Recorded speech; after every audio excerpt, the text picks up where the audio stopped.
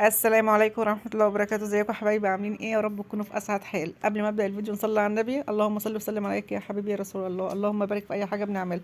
النهارده هنعمل ايه بقى؟ النهارده هنعمل حبة كده بطاطس، نخزنهم. البطاطس اسعارها حلوة قوي في السوق اليومين دول. فطبعا تخزين البطاطس ليها طرق كتيرة. طبعا الطريقة اللي هقولها لكم هنعملها في الفريزر. طبعا دي النوع اللي بتتحمر، اللي بتبقى خشابي، اللي هي يعني ايه خشابي؟ يعني الناشفه اللي بيحبوها بقرمشه للشيبسي. دي النوع الحمراء اللي هي تقويه حمراء، بتبقى حلوه في التحمير برضو بس تترى شويه. ودي النوع بقى اللي ما فيهاش ايه بقعه خالص. هم 3 انواع في السوق. التلات انواع دي ب10 جنيه، والحمراء ب10 جنيه، والتانية المتولة دي اللي هي بيسموها بطاطس التحمير، اللي هي ب12 وب14. يعني في ب12 وفي ب14، ودي ب10 جنيه. والصغيرة بتاعتها كيلو ونص ب10، الرفيعة يعني. فانا حمرت من دي وحمرت من دي، وطلعت اللي انا هعملها النهارده دي هي نمبر 1. اللي هي ايه، بتحمر وبتقرمش وجميله، وجربتها قبل ما اعملها لكم طلعت تحفه وجميله. فالمهم دول ايه، انا كنت جايبه 4 كيلو الا ربع. الكيلو وربع ب 15، كنت جايباهم ب 45. قعدنا استهلكنا منهم كيلو الا ربع، ودول 3 كيلو. فطبعا هقشرهم دلوقتي مع نفسي، وهقول لكم ازاي نخزنها في الفريزر لو عندك مكان. طبعا قشرتها كلها، ولازم بعد ما تقشريها تحطها في ميه عشان ما تسودش. وتقعدي بقى تقطعيها باشكال زي ما انت عاوزه تقطعيها بالشكل بشكل اللي قطعي عاوزه تقطعيها بالسكينه قطعي. انا عملت من دي وعملت من دي، عشان اللي ما عندوش قطاعه زي دي يعمل بالسكينه عادي. طبعا طريقه البطاطس دي احنا مش هنقلي في زيت خالص. احنا هنعملها بطريقه سهله خالص، عشان خاطر ايه ما ناخدش كميه زيت كبيره، لان الزيت غالي. ولا هنهدر في البطاطس ولا اي حاجه. ودلوقتي هوريكم ازاي هقطعها بالسكينه، وازاي هقطعها بالقطاعه. يعني الاتنين سهلين جدا. طبعا انت هتقعدي يعني يعني انا بجرب لكم واحده كده، وبعد كده بقى قعدت على الترابيزه كده وقعدت اقطع مع نفسي. لان ال3 كيلو برضو ما شاء الله كتير. بس لو انت عندك مكان اعملي 5، اعملي 10. فطبعا يعني اللي غاوي اللي بيحب تحمير البطاطس احسن. الكيس دلوقتي بيتباع كيلو الا ربع ب 100 جنيه، كيلو الا ربع ب 100 جنيه. فاحنا حبه البطاطس دول جايباهم، يعني انا كنت جايباهم ب 45، بس عملت منهم كيلو الا ربع واتاكلوا يعني. فطبعا دول يعني قولي دول ب 30 مثلا، دول ب 30 جنيه. فعملت منهم كميه ما شاء الله عليها يعني. كان مكمل عجب اسيا قوي، وكلت مامي صح يا اسيا. فطبعا كده بقول لكم ايه، انا خلاص قشرتها وقطعتها. هنعمل دلوقتي بقى ايه، هنشوف هنعملها ازاي. هنحط حلة على النار، تكون حلة حلوة كده فيها بتاع يجي كام رتل مية. وناخد معلقتين نشا ومعلقتين ملح وربع كوباية خل. يعني ربع كوباية خل حلوة كده. نوع يكون خل نوعه حلو يعني. طبعا انا دوبت معلقتين النشا في حبة مية، عشان خاطر لو حطيت المعلقتين النشا في المية المغلية هيكلكع منك. وهتقعدي بقى تدوبيه، فليه يعني؟ فندوبها في طبق الاول. وبعد كده هو نروح حاطينها في قلب الحله اللي على النار اللي فيها ميه سخنه. طبعا انت هتحطي ميه سخنه على قد الباص اللي انت هتحطيها. انا قاسمه ال3 كيلو على مرحلتين. يعني كل مره هنحط كيلو ونص. بعد ما قشرناه وقطعناه، انا عملتها شكلين. انا ممكن اعمل شكل واحد، بس انا قلت لكم يعني ايه للطريقتين. يعني عاوز تعمليها بشكل بالقطاعه، عاوز تعمليها من غير قطاعه. حطينا بقى النشا وحطينا الملح، وهنحط ربع كوبايه زيت. زيت ايه، لا ربع كوبايه خل. الزيت ده هنحطه بس في الاخر.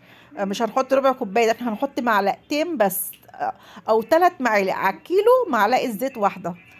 طبعا احنا حطيناها في الميه المغليه بعد الميه ما تقلب. وهتحطي البطاطس وهتسيبيها 5 دقايق. الميه اول ما تبقبق، يعني اول ما تحسي ان الميه بتعمل بوك بوك كده، هتروحي جايبه المصفى، وهتروحي ناشله البطاطس، وتروحي مدياها ميه ساقعه عشان تقفلي المسام بتاعتها. هتشوفوا مع بعض هنعمل ايه. هتقعدي يعني اول ما نحط البطاطس هتلاحظي ان الميه ما بقتش تغلي، عشان البطاطس ساقعه. فطبعا الميه هتقعد يجي 5 دقايق عبال ما تقلب تاني. فال5 دقايق دول البطاطس هتبقى برضو بتستوي في الميه السخنه، في الميه اللي بتغلي. طبعا اقعدي قلبي فيها كده لغايه ما تحس. بصوا انا هوريكم وهي بتبقبق. بصوا الميه هتبدا تقلب اهي. بص شكل البطاطس جميله، ولا سودت ولا اي حاجه. في ناس بتحط لها حبه كربوناتو او حبه بيكنج باودر. انا بقى في المرحله التانية عملتها بايه، حطيت ربع معلقه كربوناتو. لان انا مش اول مره اعملها. انا عملتها قبل كده بس من كام سنه بصراحه. فقلت ايه، كانت تحفه وجميله. فكده احنا صيدناها اهو بعد 5 دقايق، والميه عماله تبقبق اهي. ماشي. اديتها بقى ميه ساقعه، وهحطها بعد ما اديها الميه الساقعه هسيبها بقى ايه تتهوى شويه في المصفى، تنزل الميه اللي فيها كلها. هتجيبي بقى فوطه مطبخ كبيره او ملايه تكون عندك نضيفه كده، وتروحي فرشها عليها تنشف من الميه على الملايه دي او على الفوطه دي. وبعد كده هتشوفوا معايا بعد كده هنعمل ايه. دي بقى المرحله التانية في نفس الميه، مش هنعمل ميه جديده. في نفس الميه هنحط فيها البصل اللي انا مقطعاها بالسكينه بقى. يعني انا عملت الاول البصل اللي انا عملتها بالايه بالقطاعه، ففي نفس الميه هنعمل برضو البصل اللي انا مقطعاها بالسكينه. وكده بقى حطيتها على، جبت ملايه كده من عندي قطن وحلوه بتشرب الميه، ورحت دلقت عليها البطاطس عبال ما اعمل المرحله التانية اللي هم الحبه التانيين بقى اللي هم كيلو ونص التانيين. فطبعا ايه هنروح بقى دلوقتي هحط البطاطس التانية في نفس الميه، ولا هحط ملح تاني ولا هحط خل تاني ولا هحط ايه نشا تاني. طبعا النشا عشان يحافظ على لونها، والخل بيديها القرمشه. دي بقى المرحله التانية خلاص عملتها، ورحت برضو صفيتها واديت لها ميه ساقعه. وبصوا بقول لكم، بصوا الملايه شربت اي ميه فيها. بص بمسك البصلايه ما بتعص ايدي ميه خالص. بروح ردها تاني في قلب المصفى، وتروحي جايبه بقى زيت بس يكون نوع نضيف، يعني يكون مش زيت التومين، يعني زيت التومين خليه للقلي، لكن ده احنا بنخزنها. هناخد معلقه، يعني دول كيلو ونص، هاخد معلقه ونص معلقه تاني على كل، يعني انا كل حبه خليتهم لوحدهم. يعني دول 3 كيلو حطيت لهم 3 معالق زيت بس. وتروحي مقلباها بقى بايدك، انا عاوزاكي تقلبيها بايدك مش بالمعلقه. حطي ايدك بقى تشتغل كده، ولا تلبسي جوانتي ولا حاجه، احنا مش بتوع جوانتات احنا. واقعدوا بقى قلبي فيها، خلي الزيت يلمس كل البطاطسايه. وعندك بقى الاطباق اللي انت بتخزني فيها حطي، بس ما بين كل طبقه وطبقه حطي كيس بلاستيك. كل طبقه وطبقه. انا جبت علبه كانت عندي، بنجيب من السوبر ماركت فيها جبن او بنجيب حاجات فيها. بقيت احط راق بطاطس وراق كيس راق بطاطس، بحيث تطلعي الراق تحمريه على طول بعد ما يتلج. بصوا انا عندي الاكياس اللي هي اللي اسمها، يعني اكياس عامله زي الورق كده. هو دي مش اكياس انا كنت بشتريها، يعني بغلف بيها الاكل. فدون ايه واقعد ارصص كده، او حطي بالحبه كده، مش لازم ترصصها اصل احنا مش هنبيعها. بس انا يعني عشان فيديو بقى بحب اشكل كده يعني. فطبعا المره الجايه هرمي على طول يعني كده. فطبعا واحط راق وراق راق وراق. انا عملت دي بتهيالي 4 رقات، العلبه دي خدت 4 رقات، يعني 4 تحميرات بطاطس. انا عارفه مقدار اللي انا بحمره في بيتي. انت والله اولادك كتير، اعملي كميه كبيره على قد الاكله. انا يعني على قد اكلتك اعمليها. ممكن تعملي يعني انا ممكن احمر مره وممكن مره تاني عشان خاطر ما كترش يعني. وممكن تحطيها في اكياس بلاستيك، يعني اكياس كده اهو. جربتها قبل ما انزل الفيديو، حمرتها طلعت تحفه.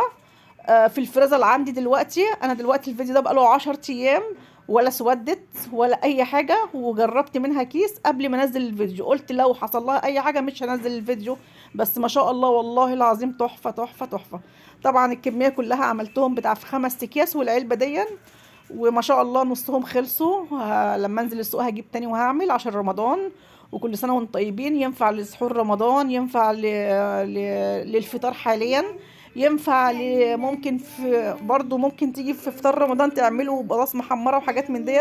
هينفعك في اي وقت، ودي حاجه جميله بس ايه هي يعني ما بتاخدش مكان في الفريزر كبير يعني، عادي يعني. بس طبعا البطاطس بتيجي في اوقات عليها بتغلى، فدي تفريز في البطاطس تحفه وجميله. وانا جربتها وجميله، ومش اول مره اعملها بصراحه، انا بقالي كام سنه يعني. بس انا مننا احنا مش من غوات البطاطس المحمره قوي. انا بحب اسلقها وممكن تتخزن بنفس الطريقه دي، وتقطعيها برضو وتسلق، يعني ايه تقطعيها حتت تخينه، بس بقى عشان المكان في الفريزر بصراحه. فطبعا وفي تخزين بقى للبطاطس ان شاء الله هبقى اعمله تاني، ازاي تخزني البطاطس بره التلاجة. ان شاء الله هبقى اعمله لكم. هم دول اللي انا فرستهم.